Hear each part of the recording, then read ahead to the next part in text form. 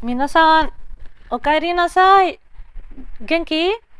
No és que tingui complexe de vexani, amics. És que estem en l'any del conill. Ah, que no saps què és això de l'any del conill ni quina relació té amb Japó? Doncs res, no et preocupis que jo m'arrenco les dents. I t'ho explico ara mateix. No et baixis del tsunami Kudasai? Hajime mashou!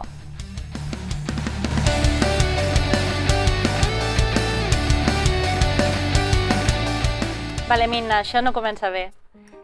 Ara us faré un netabare bastant gran. Això no és un costum provinent del Japó, sinó de la Xina. Però el Japó el va saber adaptar perfectament des d'aproximadament l'any 1300. Original de la Xina, els signes zodiacals han estat adaptats per la cultura nipona, donant una importància major inclús que la que nosaltres els hi donem als nostres horòscops. A diferència dels nostres, a l'Orient se celebra no mensualment, sinó anualment.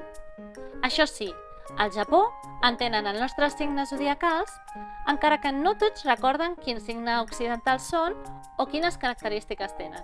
Us en recordeu de Caballeros del Zodiaco? A l'Àsia es pensa que totes les persones que neixen en aquell any tenen un comportament similar.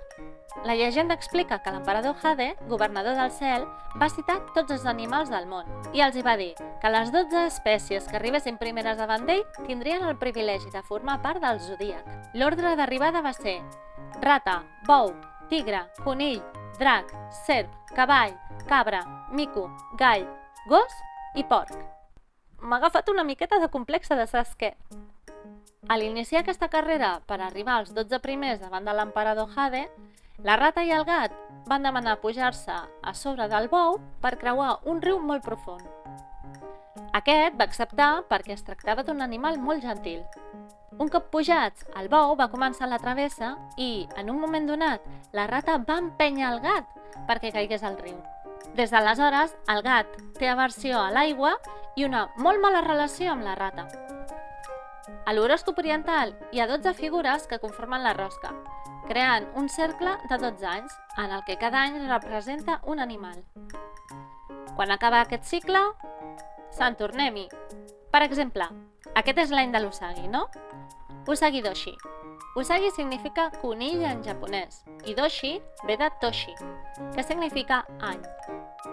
Usagi és el quart a la roda de l'horòscop. El conill és el símbol de la longevitat i representa bons modals, bondat, gràcia i sensibilitat. L'any 1939 també va ser l'any del conill. Als 12 anys va tornar a ser l'any del conill, és a dir, el 1951. I així fins avui. Aleshores, matemàtiques, compis, quan tornarà a ser l'any del conill? Pim-pom! 2023 més 12, 2035. Per cert, els 12, 24, 36, 48, 60, 72, 84, 96, 108, etc. any, tornes a complir un cicle. Quan s'apropi el pròxim cicle, estigues atent, perquè ja tindràs una nova excusa per celebrar alguna cosa. Que s'ha de buscar excuses avui en dia per estar al màxim de temps feliços. Per cert, tu de quin signe ets? No seràs un tigre, o una serp, o una tetera, o un collaret. Deixa'm als comentaris, Kudasai. Ah, i no t'oblidis de subscriure't, de donar-li a la campaneta, de donar-li al like, dona-li a tot, perquè així jo podré continuar fent contingut com aquest.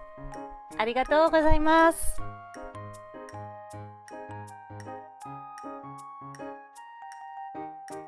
Doncs bé, no et preocupis perquè jo m'arrenco les dents... Els dents no, tio.